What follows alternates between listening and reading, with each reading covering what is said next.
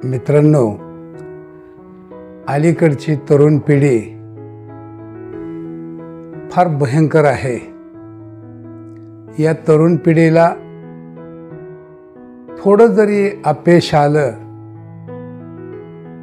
तर ही पिढी आत्महत्येचा विचार करते.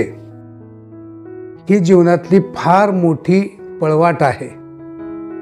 हे ह्यांना कसं कळत नाही की जे आपल्याकडं नाही त्याच्यापेक्षा जे आपल्याकडं आहे ते जास्त महत्त्वाचं आहे. परंतु रात्र किती जरी अंधारी असली तरी ती सूर्याला कायमस्वरूपी झाकून ठेवू शकत नाही. अहो, सोनं धुळीनं माकलं म्हणून काय झालं? ते सोनंच आहे ना. तुमच्या इच्छेनं जर तुम्ही निकृष्ट झाला तर तुम्हाला जीवनात कुणीच मदत करू शकणार नाही. हे पुन्हा पुन्हा लक्षात ठेवा. नमस्कार, पांडव सर. आज आपला विषय अपयश म्हणजे जीवनाचा शेवट नक्कीच नाही. मित्रांनो, एका माझ्या 4 प्रश्नाची उत्तरं द्या. म्हणजे नेमकं अपयशाला कोण जबाबदार आहे हे तुमच्या सहज लक्षात येऊन जाईल. एखाद्याला यश प्राप्त झालं तर त्या यशाला नेमकं जबाबदार कोण आहे? इतर लोक आहेत की तो स्वतः आहे? दुसरा प्रश्न, तुमच्या जीवनामध्ये संधी आली होती पण त्याचा लाभ मात्र आपल्याला घेता आला नाही, याला जबाबदार कोण? इतर लोक की तुम्ही स्वतः? तिसरा प्रश्न आहे, अहो तुम्ही स्वतःच असामान्य असून तुम्ही सामान्यासारखे वागलात, याला जबाबदार कोण? इतर लोक की तुम्ही स्वतः? आणि आपला जो चौथा प्रश्न आहे की नशिबावरती हवाला ठेवून निवांत बसलात आणि जीवनाचा सर्वनाश करून टाकलात, याला जबाबदार कोण आहे? इतर लोक की स्वतः?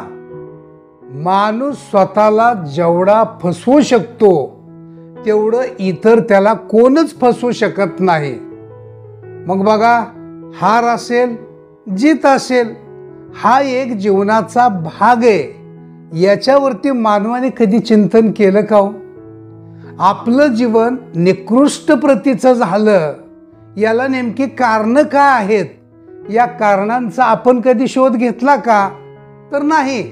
आपण फक्त एवढंच म्हणत राहिलो की माझ्या जीवनात मला किंमत नाही आणि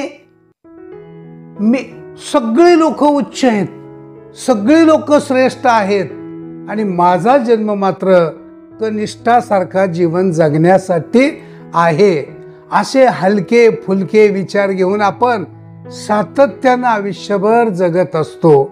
म्हणून मित्रांनो, आपल्याला अपयश येतं की काय?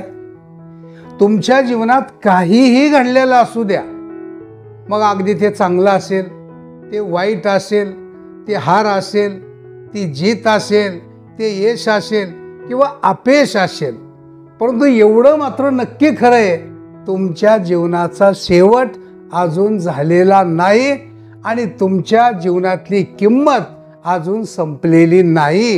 हे मित्रांनो लक्षात ठेवा. आणि आशेच्या भरारीनं बघा की आशेच्या भरारीनं पुन्हा तुमचं जीवन तुम्ही उभा करू शकता आणि उंच आकाशात तुम्ही भरारी मारू शकता. काल ज्यांचा अपमान झाला होता, आज त्यांचा जय जयकार चालूया. आणि जे काल हरले होते ते आज यशाच्या शिखरावरती पोचलेत.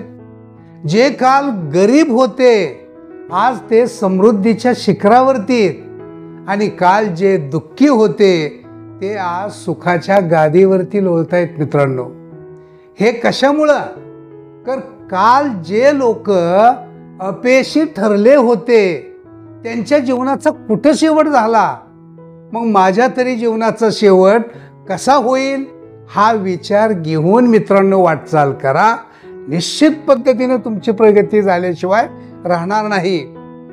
एक 500 रुपयाची नोट आहे हो, ती नोट जुनी असू द्या, ती नोट नवीन असू द्या किंवा धुळीनं माकलेली असू द्या, त्या नोटेचं मूल्य जे आहे ते 500 रुपये असणार आहे ना.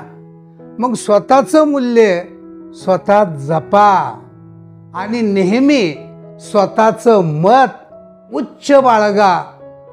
तुम्हाला किंवा तुमचं मूल्य या जगामध्ये कोणीच कमी करू शकणार नाही. मित्रांनो, एक संकल्प आयुष्यभर आपल्या जवळ बाळगा आणि तो म्हणजे अपयश म्हणजे जीवनाचा शेवट नक्कीच नाही. अपयश म्हणजे जीवनाचा शेवट नक्कीच नाही. मित्रांनो, हा माझा छोटासा व्हिडिओ मी आपल्यासमोर मांडलेला आहे. आवडला लाईक करा, शेअर करा आणि सबस्क्राईब करायला मात्र विसरू नका. नंतर भेटू आपण पुढच्या भागात. तोपर्यंत नमस्कार.